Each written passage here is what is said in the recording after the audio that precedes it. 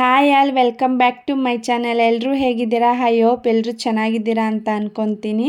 ಇವತ್ತು Sunday, ಬೆಳಗ್ಗೆಯಿಂದನೇ ಬ್ಲಾಗ್ನ start ಮಾಡ್ಕೊತಾ ಇದ್ದೀನಿ. ಸ್ವಲ್ಪ ಬಟ್ಟೆ ಇತ್ತು, ಹಾಗಾಗಿ ವಾಷಿಂಗ್ ಮಿಷಿನ್ಗೆ ಹಾಕೋಣ ಅಂತ ಹೇಳಿ ಹಾಕ್ಕೊತಾ ಇದ್ದೀನಿ.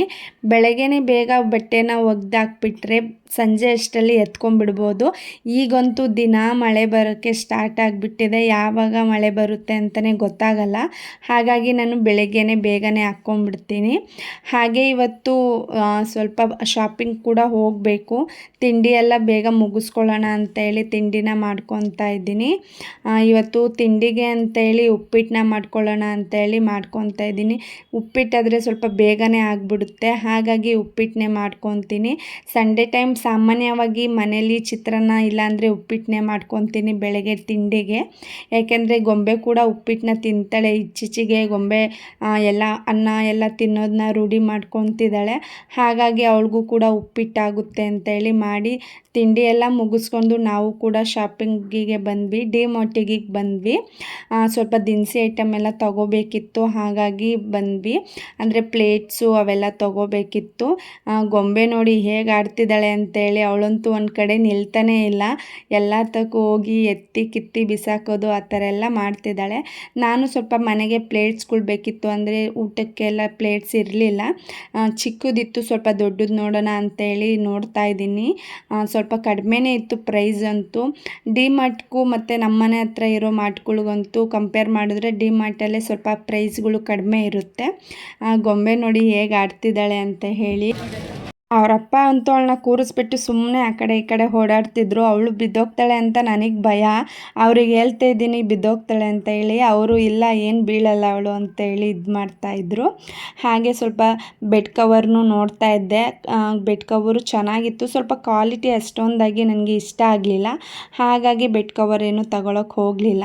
ಅಲ್ಲಿ ಗೊಂಬೆನ ಎಷ್ಟೊಂದು ಜನ ಬಂದು ಮಾತಾಡ್ಸೋದು ಆ ಥರ ಎಲ್ಲ ಮಾಡ್ತಾಯಿದ್ರು. ಅವಳು ಕೂಡ ಅವ್ರನ್ನೆಲ್ಲ ಹೊಡಿಯೋದು ಆ ಥರ ಎಲ್ಲ ಮಾಡ್ತಾಯಿದ್ಲು. ಈ ಥರ ಎಲ್ಲ ಶಾಪಿಂಗ್ ಮಾಲಿಗೆಲ್ಲ ಬಂದರೆ ಅವಳು ಸ್ವಲ್ಪ ಆ್ಯಕ್ಟಿವ್ ಆಗಿ ಚೆನ್ನಾಗಿ ಆಟಾಡ್ತಿರ್ತಾಳೆ. ಇಲ್ಲಾಂದರೆ ಮನೇಲೇ ಸ್ವಲ್ಪ ಡಲ್ಲಾಗಿ ಇದ್ಬಿಡ್ತಾಳೆ. ಈ ಥರ ಹೊರಗಡೆ ಯಾವಾಗಲಾರ ಕರ್ಕೊಂಬಂದರೆ ತುಂಬಾ ಚೆನ್ನಾಗಿ ಆಟಾಡ್ತಾಳೆ. ಹಾಗೆ ಸ್ವಲ್ಪ ಡ್ರೈ ಫ್ರೂಟ್ಸ್ ತೊಗೊಂಡೋಗೋಣ ಅಂತ ಹೇಳಿ ಇಲ್ಲಿ ಬಂದಿದ್ವಿ. ನಾವು ಯಾವಾಗಲೂ ಇಲ್ಲೇ ಬಂದು ಡ್ರೈ ಫ್ರೂಟ್ಸ್ ತೊಗೊಳ್ಳೋದು. ಇಲ್ಲಿ ಚೆನ್ನಾಗಿರುತ್ತೆ, ಟೇಸ್ಟೂ ಚೆನ್ನಾಗಿರುತ್ತೆ, ಹಾಗೆ ಪ್ರೈಸು ಕೂಡ ಕಡಿಮೆ ಇರುತ್ತೆ. ಡಿ-ಮಾರ್ಟಲ್ಲೆಲ್ಲ ಸ್ವಲ್ಪ ಜಾಸ್ತಿನೇ ಇರುತ್ತೆ. ಅರ್ಧ ಕೆಜಿಗೆ ಏನಿಲ್ಲ ಅಂದರೂ 700 ರೂಪಾಯಿ ಆದರೂ ಇದ್ದೇ ಇರುತ್ತೆ. ಇಲ್ಲಿ ಒಂದು 530, 540 ಆ ಥರ ಇರುತ್ತೆ. ಹಾಗಾಗಿ ನಾನು ಇಲ್ಲೇ ಯಾವಾಗಲೂ ತಗೊಳ್ಳೋದು. ಮನೆಯಲ್ಲಿ ತರಕಾರಿ ಕೂಡ ಖಾಲಿ ಆಗಿತ್ತು, ಹಾಗಾಗಿ ತರಕಾರಿನೂ ಕೂಡ ತಗೊಳ್ಳೋಣ ಅಂತೇಳಿ ತಗೊತಾ ಇದ್ದೀನಿ. ಇವತ್ತು ತರಕಾರಿ ಅಷ್ಟೊಂದಾಗಿ ಫ್ರೆಶ್ ಆಗಿರಲಿಲ್ಲ. ಅಂದರೆ ಸಂಡೇ ಟೈಮ್ ಆಗಿರೋದ್ರಿಂದ ಅವರು ಮಾರ್ಕೆಟ್ಗೆ ಹೋಗಲ್ವಂತೆ. ಸಂಡೇ ರಜೆ ಇರುತ್ತಂತೆ ಮಾರ್ಕೆಟು, ಹಾಗಾಗಿ ಫ್ರೆಶ್ ಆಗಿರೋದು ಇಟ್ಟಿರಲಿಲ್ಲ. ನಾನು ಹಾಗಾಗಿ 1.5 kg ತರಕಾರಿನ ತಗೊಂಡೆ. ಹಾಗೆ ಸೌತೆಕಾಯಿನೂ ಕೂಡ ಖಾಲಿ ಆಗಿತ್ತು, ಸೌತೆಕಾಯಿನೂ ಕೂಡ ತಗೊಂಡೆ. ನಿಂಬೆಹಣ್ಣು ಮತ್ತು ಸೌತೆಕಾಯಿ ಮತ್ತೆ ನಾಳೆ ಬಂದು ತಗೊಂಡ್ರೆ ಆಯಿತು ಅಂತ ಹೇಳಿ ಸ್ವಲ್ಪ ಕಡಿಮೆನೇ ತಗೊಂಬಂದೆ. ನಾನು ಯಾವಾಗಲೂ ಕೂಡ ಇಲ್ಲೇ ಬಂದು ತರಕಾರಿನ ತಗೊಳ್ಳೋದು. ಇವತ್ತು ಸ್ವಲ್ಪ ಫ್ರೆಶ್ ಆಗಿರಲಿಲ್ಲ ಅಷ್ಟೇ ಮನೆಗೆ ಬಂದ್ವಿ. ಟೈಮ್ ಬಂದು ಇವಾಗ 4 ಗಂಟೆ ಆಗಿದೆ. ಬೆಳಗ್ಗೆ 11 ಗಂಟೆಗೆ ಹೋಗಿದ್ದು, ಇವಾಗ ಬಂದಿದ್ದೀವಿ. ಅಂದರೆ ತುಂಬಾ ಸಮಯ ವೇಸ್ಟ್ ಆಗ್ಬಿಡ್ತು ಡಿ-ಮಾರ್ಟಲ್ಲಂತೂ. ಭಾನುವಾರ ಹೊತ್ತಂತೂ ಯಾಕಾದ್ರೂ ಡಿ-ಮಾರ್ಟಿಗೆ ಹೋಗ್ತೀವೋ ಅಂತ ಅನ್ನಿಸ್ಬಿಡುತ್ತೆ. ಅಷ್ಟೊಂದು ಜನಗಳು ಕೂಡ ಇರ್ತಾರೆ ಅಲ್ಲಿ. ಒಂದು ಹೋಗ್ಬೇಕು ಅಂತ ಅಂದ್ರೆ ಲೈನಾಗಿ ಹೋಗ್ಬೇಕು ಆ ಥರ ಅನಿಸುತ್ತೆ. ಅಷ್ಟೊಂದು ಜನನೂ ಇದ್ದರು. ಹಾಗೆ ಇವತ್ತು ಒಂದು ಕೆಲಸ ಕೂಡ ಆಗೋಯ್ತು. ಏನಂದರೆ ನಾನು ಸಕ್ಕರೆ ಎಲ್ಲ ತಗೊತಾ ಇದ್ದೆ. ಗೊಂಬೆನ ಅಳ್ತಿದ್ಲು ಅಂತೇಳಿ ಗೊಂಬೆನ ಇವರು ಕರ್ಕೊಂಡು ಸೈಡಿಗೆ ಹೋಗ್ಬಿಟ್ಟಿದ್ದಾರೆ. ಅಲ್ಲೇ ಎಷ್ಟೊತ್ತಾಯಿತು? ಒಂದು 3/4 ಗಂಟೆ ಟೈಮ್ ಅಷ್ಟೇ. ಇವರು ಕಾಯ್ತಾ ಇದ್ದೆ, ನೀನು ನನಗೆ ಕಾಯ್ತಾ ಇದ್ದೆ. ಒಂದೇ ತಗದ್ರೆ ಎಲ್ಲಿ ಬರ್ತೀವಿ? ಇವರು ನನ್ನ ಕಾಯ್ತಾ ಇದ್ರು, ನಾನು ಅವ್ರನ್ನ ಕಾಯ್ತಿದ್ದೆ. ಅಂದರೆ ಅವರು ಫೋನು ಕೂಡ ತಗೊಂಡೋಗ್ಬಿಟ್ಟಿದ್ದಾರೆ. ಅವ್ರ ಹತ್ರನೇ ಫೋನು ಕೂಡ ನಂದಿತ್ತು. ಫೋನ್ ಮಾಡಿ ಕರೆಯೋಣ ಅಂತ ಅಂದರೆ ಅವರು ಫೋನ್ ತಗೊಂಡೋಗ್ಬಿಟ್ಟಿದ್ರು. ಅವರು ಆ ಕಡೆ ಎಲ್ಲೋ ಹೋಗ್ಬಿಟ್ಟಿದ್ದಾರೆ. ನಾನು ಈ ಕಡೆ ಇಲ್ಲೇ ನಿಂತ್ಕೊಂಡು ವೆಯ್ಟ್ ಮಾಡ್ತಾ ಇದ್ದೀನಿ, ಈಗ ಬರ್ತಾರೆ ಅಂತ ಹೇಳಿ. ಅವರು ಆಮೇಲೆ ಅವರೇ ಬಂದರು ಹುಡಿಕೊಂಡು ಎಲ್ಲಿದ್ದಾಳೆ ಅಂತೇಳಿ. ಅಲ್ಲಿ ಒಂಚೂರು ಏನಾದ್ರು ಮಿಸ್ ಆಯಿತು ಅಂತ ಅಂದ್ರೂ ಸಿಗೋದೇ ಇಲ್ಲ, ಅಷ್ಟೊಂದು ಜನಗಳು ಇರ್ತಾರೆ. ಆಮೇಲೆ ಆ ಕಡೆ ಈ ಕಡೆ ಎಲ್ಲ ಸೆಕ್ಷನ್ಸ್ ಥರ ಇದೆಯಲ್ವಾ, ಅಂದರೆ ಬೆಡ್ ಕವರ್ಸ್ದು, ಆಮೇಲೆ ದಿನಸಿ ಐಟಮ್ಸ್ದು ಎಲ್ಲ ಇದೆಯಲ್ವಾ, ಅಲ್ಲೆಲ್ಲ ಎಲ್ಲೋಗಿದ್ದಾರೆ ಅಂತ ಹುಡ್ಕೋಕ್ಕೆ ಆಗಲ್ಲ. ನಾವು ಈ ಕಡೆ ಹೋದರೆ ಅವ್ರು ಆ ಕಡೆ ಬಂದಿರ್ತಾರೆ, ಹಾಗಾಗೋಯಿತು. ಹಾಗೆ ಇವತ್ತು ತರಕಾರಿ ಎಲ್ಲ ತಗೊಂಡು ಫಿಶ್ಶು ಕೂಡ ತಂದಿದ್ದೀವಿ. ಫಿಶ್ ಸಾಂಬಾರು ಮಾಡಿ ಹಾಗೆ ತವಾ ಫ್ರೈ ಮಾಡೋಣ ಅಂತ ಹೇಳಿ ತವಾ ಫ್ರೈ ಹೇಗೆ ಮಾಡೋದು ಅಂತ ಹೇಳಿ ರೆಸಿಪಿ ಕೂಡ ಶೇರ್ ಮಾಡ್ಕೊತಾ ಇದ್ದೀನಿ. ಬನ್ನಿ ಹೇಗೆ ಮಾಡೋದು ಅಂತ ನೋಡೋಣ. ನಾನು ಇವಾಗ ಫಿಶ್ನ ಕ್ಲೀನ್ ಮಾಡ್ಕೊತಾ ಇದ್ದೀನಿ. ಫಿಶ್ನ ನಾನು ಯಾವಾಗಲೂ ಅರಿಶಿನ ಮತ್ತು ರಾಗಿ ಹಸಿಟ್ಟನ್ನ ಹಾಕಿ ಕ್ಲೀನ್ ಮಾಡ್ಕೊತೀನಿ, ಯಾಕಂದರೆ ಅದು ಸ್ಮೆಲ್ ಕೂಡ ಬರೋದಿಲ್ಲ ಅಷ್ಟೊಂದಾಗಿ. ಫಿಶ್ಶು ಸಾಮಾನ್ಯವಾಗಿ ಜಾಸ್ತಿನೇ ಸ್ಮೆಲ್ ಬರುತ್ತೆ ಅಲ್ವಾ, ಅಂದರೆ ಸಿಂಕೆಲ್ಲ ಸ್ಮೆಲ್ ಇದ್ದೇ ಇರುತ್ತೆ. ಹಾಗಾಗಿ ನಾನು ಈ ಥರ ರಾಗಿ ಹಸಿಟ್ಟನ್ನ ಹಾಕಿ ಕ್ಲೀನ್ ಮಾಡ್ಕೊತೀನಿ, ಅದರಿಂದ ಅಷ್ಟೊಂದಾಗಿ ಸ್ಮೆಲ್ ಕೂಡ ಇರೋದಿಲ್ಲ. ಹಾಗಾಗಿ ನಾನು ಈ ಥರ ಕ್ಲೀನ್ ಮಾಡ್ಕೊತೀನಿ.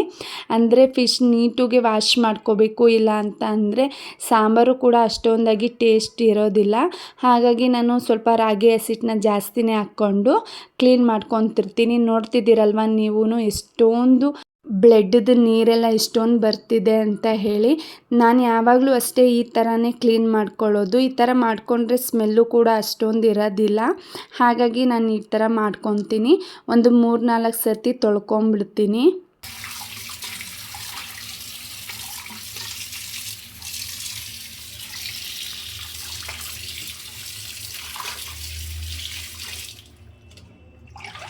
ಫಿಶ್ನ ಕೂಡ ಇವಾಗ ತೊಳ್ಕೊಂಡಿದ್ದಾಯಿತು, ಎತ್ತಿಟ್ಕೊತಾ ಇದ್ದೀನಿ.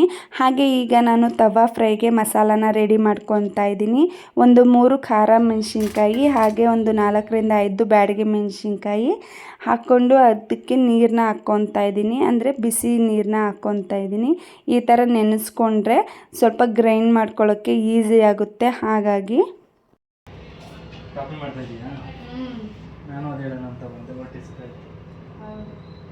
ಮಧ್ಯಾಹ್ನ ಕೂಡ ಊಟ ಮಾಡಿರಲಿಲ್ವಲ್ಲ, ಹಾಗಾಗಿ ಸ್ವಲ್ಪ ಹೊಟ್ಟೆ ಹಸಿಯುತ್ತಿತ್ತು. ಹಾಗಾಗಿ ಟೀ ಮಾಡ್ಕೊಂಡು ಕುಡಿದ್ಬಿಟ್ರೆ ಸ್ವಲ್ಪ ಹಸಿವು ಕಡಿಮೆ ಆಗುತ್ತೆ ಅಂತೇಳಿ ಟೀ ಮಾಡ್ಕೊಂಡು ಕುಡಿತಾ ಇದ್ವಿ. ಹಾಗೆ ಅಡುಗೆ ಕೆಲಸ ಎಲ್ಲ ಮಾಡ್ಕೊಳ್ಳೋಣ ಅಂತೇಳಿ ಎಲ್ಲ ಕಟ್ ಮಾಡ್ಕೊತಾ ಇದ್ದೀನಿ. ಎಲ್ಲ ಮಸಾಲೆಗೆ ರೆಡಿ ಮಾಡ್ಕೊಂಡ್ಬಿಡೋಣ ಅಂತ ಹೇಳಿ ಎಲ್ಲ ಬೇಗ ಕೆಲಸ ಮಾಡ್ಕೊಬಿಟ್ರೆ ಬೊಂಬೆ ಕೂಡ ಮಲಗಿದ್ಲು. ಹಾಗಾಗಿ ನಾನು ಬೇಗ ಕೆಲಸ ಮಾಡ್ಕೊಳ್ಳೋಣ ಅಂತೇಳಿ ಮಾಡ್ಕೊತಾ ಇದ್ದೀನಿ. ಒಂದು ನಿಂಬೆಹಣ್ಣು ಗಾತ್ರದಷ್ಟು ಹುಣಸೆನ ನೆನೆಸ್ತಾ ಇದ್ದೀನಿ ಸಾಂಬಾರಿಗೆ ಅಂತ ಹೇಳಿ. ಸಾಂಬಾರಿಗೆ ಅಂತ ಹೇಳಿ ಫಿಶ್ನ ಮ್ಯಾರಿನೇಟ್ ಮಾಡ್ಕೊತಾ ಇದ್ದೀನಿ. ಈ ಥರ ಮ್ಯಾರಿನೇಟ್ ಮಾಡ್ಕೊಳ್ಳೋದ್ರಿಂದ ಮೀನಿಗೆ ಚೆನ್ನಾಗಿ ಉಪ್ಪು ಖಾರ ಅಂಟುತ್ತೆ. ಹಾಗಾಗಿ ನಾನು ಈ ಥರ ಮಾಡ್ಕೊತೀನಿ. 1 ಟೇಬಲ್ ಸ್ಪೂನಷ್ಟು ಉಪ್ಪು, ಹಾಗೆ ಅರ್ಧ ಟೇಬಲ್ ಸ್ಪೂನಷ್ಟು ಖಾರದ ಪುಡಿ, ಹಾಗೆ ಅರ್ಧ ಹೋಳಷ್ಟು ನಿಂಬೆಹಣ್ಣು ಹಾಕ್ಕೊತಾ ಇದ್ದೀನಿ. ಈ ಥರ ನಿಂಬೆಹಣ್ಣು ಉಪ್ಪು ಖಾರ ಎಲ್ಲ ಹಾಕೋದ್ರಿಂದ ಮೀನಿಗೂ ಕೂಡ ತುಂಬಾ ಚೆನ್ನಾಗಿ ಉಪ್ಪು ಖಾರ ಅಂಟುತ್ತೆ. ಹಾಗಾಗಿ ನಾನು ಯಾವಾಗಲೂ ಅಷ್ಟೇ ಈ ಥರ ಮಾಡ್ಕೊತೀನಿ. ಇಲ್ಲ ಅಂತ ಅಂದರೆ ಸಾಂಬಾರಲ್ಲಿ ಮೀನು ಅಷ್ಟೊಂದಾಗಿ ಟೇಸ್ಟಾಗಿರೋಲ್ಲ, ಬರೀ ಸೊಪ್ಪೆ ಆಗಿ ಇರುತ್ತೆ, ಉಪ್ಪು ಖಾರ ಅಂಟು ಇರೋದಿಲ್ಲ. ಹಾಗಾಗಿ ಈ ಥರ ಮಾಡ್ಕೊತೀನಿ.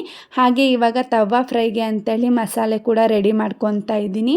ಆವಾಗಲೇ ಮೆಣಸಿನ್ಕಾಯಿನ ಎತ್ತಿಟ್ಕೊಂಡಿದ್ನಲ್ವ, ಅದನ್ನು ಸೇರಿಸ್ಕೊತಾ ಇದ್ದೀನಿ. ಹಾಗೆ ಬೆಳ್ಳುಳ್ಳಿ, ಶುಂಠಿ, ಚಕ್ಕೆ, ಲವಂಗನ ಸೇರಿಸ್ಕೊತಾ ಇದ್ದೀನಿ. ಹಾಗೆ ಒಂದು ಸ್ವಲ್ಪ ಹುಣಸೆಹಣ್ಣು ಸೇರಿಸ್ಕೊತಾ ಇದ್ದೀನಿ. ಸೇರಿಸ್ಕೊಂಡು ಸ್ವಲ್ಪ ನೀರು ಹಾಕಿ ನುಣ್ಣಗೆ ರುಬ್ಕೋಬೇಕು. ತುಂಬಾ ಫೈನ್ ಪೇಸ್ಟ್ ಆಗಬೇಕು, ಅಲ್ಲಿವರೆಗೂ ರುಬ್ಕೋಬೇಕು. ನೋಡಿ ಈ ಥರ ಇದ್ದರೆ ಸಾಕಾಗುತ್ತೆ. ಒಂದು ಪ್ಲೇಟಿಗೆ ಮಸಾಲಾನ ತೆಗೆದು ಇಟ್ಕೊತಾ ಇದ್ದೀನಿ.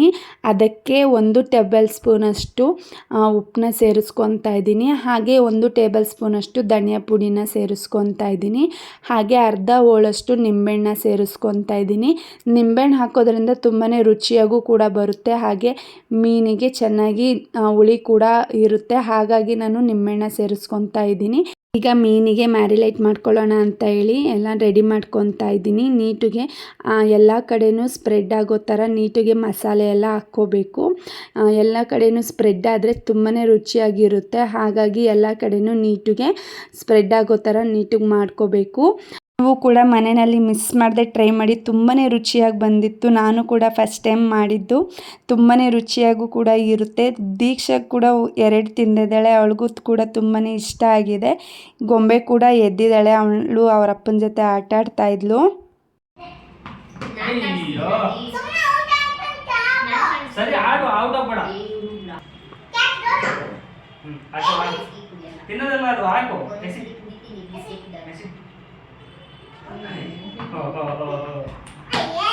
ಕೂಡ ಇವಾಗ ಸಾಂಬಾರಿಗೆ ರೆಡಿ ಮಾಡ್ಕೊಳ್ಳೋಣ ಅಂತೇಳಿ ರೆಡಿ ಮಾಡ್ಕೊತಾ ಇದ್ದೀನಿ. ಒಂದು ಮಿಕ್ಸರ್ ಜಾರಿಗೆ ಒಂದು 3-4 ಈರುಳ್ಳಿ, 2 ಟೊಮೆಟೊ, 1-2 ಗೆಡ್ಡೆಯಷ್ಟು ಬೆಳ್ಳುಳ್ಳಿ, ಹಾಗೆ 1 ಇಂಚಷ್ಟು ಶುಂಠಿ, ಹಾಗೆ 1 ಕಪ್ಪಷ್ಟು ಕಾಯಿ ತುರಿ, ಹಾಗೆ 2 ಟೇಬಲ್ ಸ್ಪೂನಷ್ಟು ಧನಿಯಾ ಪುಡಿ, ಖಾರದ ಪುಡಿ 1 ಟೇಬಲ್ ಸ್ಪೂನಷ್ಟು, ಹಾಗೆ 3 ಟೇಬಲ್ ಸ್ಪೂನಷ್ಟು ಹುರ್ಗಡ್ಲೆ, ಕೊತ್ತಂಬರಿ ಸೊಪ್ಪು, ಹಾಗೆ ನೀರು ಹಾಕಿ ಗ್ರೈಂಡ್ ಮಾಡ್ಕೋಬೇಕು.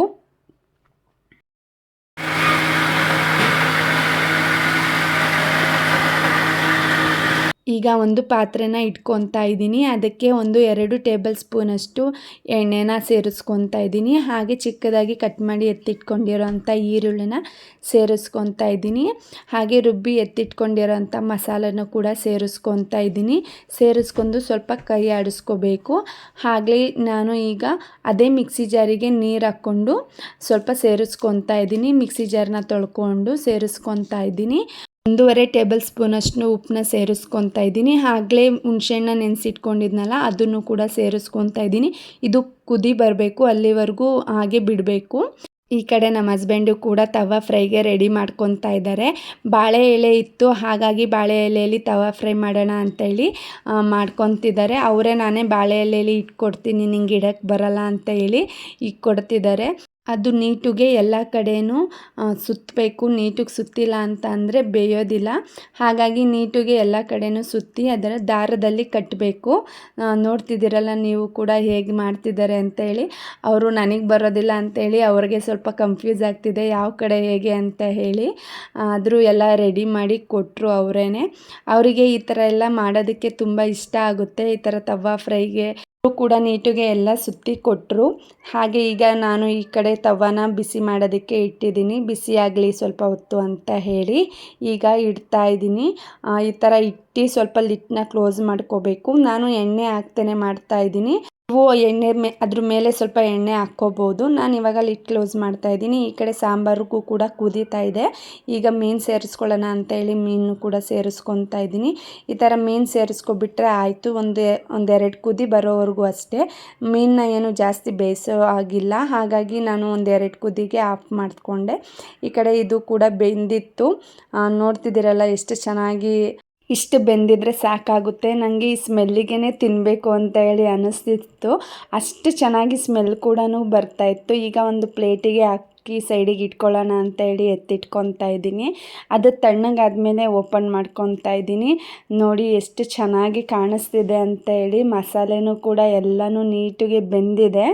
ನನಗಂತೂ ತುಂಬಾ ಇಷ್ಟ ಆಯಿತು. ಇನ್ನೊಂದು ಸತಿ ಮನೆಯಲ್ಲಿ ಟ್ರೈ ಮಾಡಬೇಕು ಅಂತೇಳಿ ಅನ್ನಿಸ್ತಿತ್ತು. ಅಷ್ಟು ಚೆನ್ನಾಗಿತ್ತು ಟೇಸ್ಟು ಕೂಡ. ನಾನು ಫಸ್ಟ್ ಟೈಮ್ ಟ್ರೈ ಮಾಡಿರೋದ್ರಿಂದ ಹೇಗೆ ಬರುತ್ತೋ ಏನೋ ಅಂತೇಳಿ ಅಂದ್ಕೊತಿದ್ದೆ. ತುಂಬಾ ಚೆನ್ನಾಗೂ ಕೂಡ ಬಂದಿತ್ತು. ಬೇಗನೆ ಬೆಂದ್ಬಿಡುತ್ತೆ. ಮೀನಾಗಿರೋದ್ರಿಂದ ಬೇಗನೆ ಬೇಯುತ್ತೆ. ನೋಡ್ತಿದ್ದೀರಲ್ಲ ಎಷ್ಟು ಚೆನ್ನಾಗಿ ಕಾಣಿಸ್ತಿದೆ ಅಂತ ಹೇಳಿ. ಈ ಕಡೆ ಸಾಂಬಾರು ಕೂಡ ರೆಡಿಯಾಗಿತ್ತು. ನಾನು ಹಾಗಾಗಿ ಸ್ವಲ್ಪ ತೋರಿಸ್ತಾ ಇದ್ದೀನಿ. ಸಾಂಬಾರು ಕೂಡ ಎಷ್ಟು ಚೆನ್ನಾಗಿ ಕಲರ್ಫುಲ್ಲಾಗಿ ಕಾಣಿಸ್ತಿದೆ ಅಂತ ಹೇಳಿ. ಮಧ್ಯಾಹ್ನ ಕೂಡ ಊಟ ಮಾಡಿರಲಿಲ್ವಲ್ಲ, ಸ್ವಲ್ಪ ಬೇಗನೆ ಹೊಟ್ಟೆ ಹಸಿತಿತ್ತು. ಹಾಗಾಗಿ ಪ್ಲೇಟ್ಗೂ ಕೂಡ ಹಾಕ್ಕೊಂಡೆ ಊಟ ಎಲ್ಲ ಮುಗಿಸ್ಕೊಳ್ಳೋಣ ಅಂತ ಹೇಳಿ. ನೋಡ್ತಿದ್ದೀರಲ್ಲ ನಮ್ಮ ಪ್ಲೇಟ್ ಇವತ್ತಿಷ್ಟೇ. ಮಾರ್ಟಿಂದ ಏನೇನು ತೊಗೊಂಬಂದಿದ್ದೀನಿ ಅಂತ ಹೇಳಿ ತೋರಿಸ್ತೀನಿ ಬನ್ನಿ. ಇದು ತರಕಾರಿ ಕಟ್ ಮಾಡೋದನ್ನ ತೊಗೊಂಬಂದೆ. ನಮ್ಮ ಮನೇಲಿ ಇದ್ದಿದ್ದು ಪ್ಲಾಸ್ಟಿಕ್ ಆಗಿರೋದ್ರಿಂದ ಅದರಲ್ಲಿ ಅಡುಗೆ ಮಾಡಿ ತಿನ್ನೋದು ಅಷ್ಟೊಂದು ಚೆನ್ನಾಗಿರೋಲ್ಲ ಅಂತ ಹೇಳಿ ಈ ಥರದೊಂದು ಉಡ್ಡದು ತೊಗೊಂಬಂದೆ. ಹಾಗೆ ಪ್ಲೇಟ್ಸ್ಗಳು ಕೂಡ ತೊಗೊಂಬಂದೆ. ಏನಾರು ಸ್ನ್ಯಾಕ್ಸ್ ಹಾಕ್ಕೊಳ್ಳೋಕ್ಕೆ, ಏನಾರು ದೀಕ್ಷನ್ಗೆ ಸ್ನ್ಯಾಕ್ಸ್ ಎಲ್ಲ ಹಾಕ್ಕೊಡ್ತಿರ್ತೀನಲ್ಲ ಅವಳು ಸಂಜೆ ಟೈಮ್ ತಿನ್ನೋಕ್ಕೆ. ಹಾಗಾಗಿ ಈ ಥರ ಪ್ಲೇಟ್ಗಳು ಕೂಡ ತೊಗೊಂಬಂದೆ. ಹಾಗೆ ನಾನು ತಿಂಡಿಗೆ ಅಂತ ಹೇಳಿ ದೊಡ್ಡದು ಪ್ಲೇಟ್ಗಳು ತೊಗೊಂಬಂದೆ. ಇದು 45 ರೂಪಾಯಿ ಇದೆ ಪ್ರೈಸು ಕೂಡ ತುಂಬಾ ಕಡಿಮೆ ಇತ್ತು ಡಿಮಾರ್ಟಲ್ಲಿ. ಹಾಗಾಗಿ ಪ್ಲೇಟ್ಗಳು ಕೂಡ ತೊಗೊಂಬಂದೆ. ಹಾಗೆ ಮೊಗ್ಗು ತೊಗೊಂಬಂದೆ. ಅಂದರೆ ಟೀ ಕುಡಿಯೋಕ್ಕೆ, ಕಾಫಿ ಕುಡಿಯೋಕ್ಕೆಲ್ಲ ತುಂಬಾ ಚೆನ್ನಾಗಿತ್ತು, ಕ್ಯೂಟಾಗಿತ್ತು ನೋಡೋಕ್ಕೆ ಅಂತ ಹೇಳಿ ತೊಗೊಂಬಂದೆ. ನಮ್ಮ ಮನೇಲಿ ಆಲ್ರೆಡಿ ಟೀ ಕುಡಿಯೋದು ಇತ್ತು. ಬಟ್ ಆದರೂ ಇದು ನೋಡೋಕ್ಕೆ ತುಂಬ ಕ್ಯೂಟಾಗಿತ್ತು ಅಂತ ಹೇಳಿ ಇದನ್ನು ತೊಗೊಂಬಂದೆ. ಹಾಗೆ ಇದು ಕ್ಯಾರೆಟ್ ಎಲ್ಲ ತುರ್ಕೊಳ್ಳೋಕ್ಕೆ ಅಂತ ಹೇಳಿ ಇದನ್ನು ಕೂಡ ತೊಗೊಂಬಂದೆ. ನಮ್ಮ ಮನೇಲಿ ಇದ್ದಿದ್ದು ತುಂಬಾ ಹಳೇದಾಗಿತ್ತು. ಹಾಗಾಗಿ ಹೊಸದನ್ನ ತೊಗೊಂಬಂದೆ. ಇದ್ರ ಪ್ರೈಸ್ ಬಂದು 119 ರೂಪಾಯಿ. ಪ್ರೈಸು ಕೂಡ ಕಡಿಮೆನೇ ಇತ್ತು. ಹಾಗಾಗಿ ನೋಡಿ ಇದು ಕೂಡ ತೊಗೊಂಬಂದೆ. ಹಾಗೆ ಡ್ರೈ ಫ್ರೂಟ್ಸ್ನು ತೊಗೊಂಬಂದೆ. ಡ್ರೈ ಫ್ರೂಟ್ಸು ಎಲ್ಲ ಖಾಲಿ ಆಗಿತ್ತು, ಹಾಗಾಗಿ ಡ್ರೈ ಫ್ರೂಟ್ಸ್ನೆಲ್ಲ ತೊಗೊಂಬಂದೆ. ಬಾದಾಮಿ, ಗೋಡಂಬಿ ಹಾಗೆ ಖರ್ಜೂರನ್ನು ತೊಗೊಂಬಂದೆ. ನಮ್ಮನೇಲಿ ಡ್ರೈ ಫ್ರೂಟ್ಸು ದೀಕ್ಷೆ ಎಲ್ಲ ತಿಂತಾರೆ, ಹಾಗಾಗಿ ಸ್ವಲ್ಪ ಜಾಸ್ತಿನೇ ತೊಗೊಂಬರ್ತೀನಿ. ಹಾಗೆ ತರಕಾರಿಗಳನ್ನೆಲ್ಲ ತೊಗೊಂಬಂದೆ. ಎಲ್ಲನೂ ಮಿಕ್ಸಲ್ಲಿ ತೊಗೊಂಬರ್ತೀನಿ ನಾನಾದರೆ. ಎಲ್ಲ ಖಾಲಿಯಾಗಿತ್ತು ಮನೇಲಿ, ಒಂದು ಕೂಡ ತರಕಾರಿ ಇರಲಿಲ್ಲ, ಹಾಗಾಗಿ ತರಕಾರಿನೂ ಎಲ್ಲನೂ ತೊಗೊಂಬಂದೆ. ಹಾಗೆ ಸಕ್ಕರೆನೂ ತೊಗೊಂಬಂದೆ, ಸಕ್ಕರೆನೂ ಖಾಲಿಯಾಗಿತ್ತು. ಅಂದರೆ ತಿಂಗಳಲ್ಲಿ ಒಂದ್ಸತಿ ಹೋಗಿ ಪರ್ಚೇಸ್ ಮಾಡೋದ್ರಿಂದ ನಾನು 2 kg ಅಥವಾ 3 kg ಆ ಥರ ತೊಗೊಂಬಂದ್ಬಿಡ್ತೀನಿ ಸಕ್ಕರೆ ಎಲ್ಲ. ಹಾಗೆ ಕಡಲೆ ಬೀಜನೂ ತೊಗೊಂಬಂದೆ. ಅಂದರೆ ಕಡಲೆ ಬೀಜ ಸ್ವಲ್ಪ ಚಟ್ನಿ ಎಲ್ಲ ಮಾಡ್ತಿರ್ತೀನಲ್ಲ, ಹಾಗಾಗಿ ಸ್ವಲ್ಪ ಜಾಸ್ತಿನೇ ಬೇಕಾಗಿತ್ತು ಅಂತ ಹೇಳಿ ಅರ್ಧ kg ತೊಗೊಂಬಂದೆ. ಸ್ವಲ್ಪ ಹುಳ ಆಗೋದು ಆ ಥರ ಎಲ್ಲ ಆಗ್ಬಿಡುತ್ತೆ ಅಂತ ಹೇಳಿ ಸ್ವಲ್ಪ ಕಡಿಮೆನೇ ತೊಗೊಂಬಂದೆ. ಜೀರಿಗೆ, ಸಾಸಿವೆ ಎಲ್ಲ ತೊಗೊಂಬಂದೆ. ಬಟಾಣಿ ಕೂಡ ತೊಗೊಂಬಂದೆ. ಬಟಾಣಿನೂ ಇರಲಿಲ್ಲ, ಹಾಗಾಗಿ ಅರ್ಧ kg ತೊಗೊಂಬಂದೆ. ಇದ್ರ ಪ್ರೈಸ್ ಬಂದು 105 ರೂಪಾಯಿ. ಹಾಗೆ ತುಪ್ಪ ಕೂಡ ತೊಗೊಂಬಂದೆ. ತುಪ್ಪನೂ ಖಾಲಿಯಾಗಿತ್ತು ಮನೇಲಿ. ಅಂದರೆ ಊರಿಂದಲೇ ನಮ್ಮ ಅತ್ತೆ ತುಪ್ಪ ಎಲ್ಲ ಕೊಟ್ಟು ಕಳಿಸ್ತಿದ್ರು, ಇವಾಗ ಖಾಲಿಯಾಗಿತ್ತು. ಹಾಗಾಗಿ ಗೊಂಬೆಗೆ ಸರಿಗೆಲ್ಲ ತಿನ್ನಿಸ್ತೀನಲ್ವ, ಹಾಗಾಗಿ ತುಪ್ಪ ಬೇಕು ಅಂತೇಳಿ ತೊಗೊಂಬಂದೆ. ಇದನ್ನು ಮನೆಯಲ್ಲೇ ಮತ್ತೆ ಇನ್ನೊಂದು ಸತಿ ಕಾಯಿಸ್ಕೊತೀನಿ, ಹಾಗೆ ತಿನ್ಸಲ್ಲ ಗೊಂಬೆಗೆ. वो वीडियो लास्ट टाइम रची मुझे मन फेस देखा है मुझे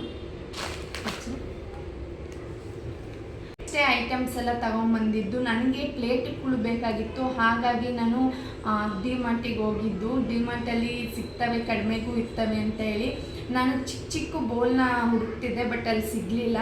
ಬೇರೆ ಕಡೆ ಮತ್ತೆ ಮುಂದಿನ ವಾರ ಹೋಗಿ ತಗೊಂಬರ್ಬೇಕು. ಇವತ್ತಿನ ಬ್ಲಾಗ್ ಇಷ್ಟೇ. ಯಾರಿಗೆಲ್ಲ ಇಷ್ಟ ಆಯಿತು ಪ್ಲೀಸ್ ಲೈಕ್ ಮಾಡಿ, ಸಬ್ಸ್ಕ್ರೈಬ್ ಮಾಡಿ, ಕಾಮೆಂಟ್ ಮಾಡಿ. Thank you.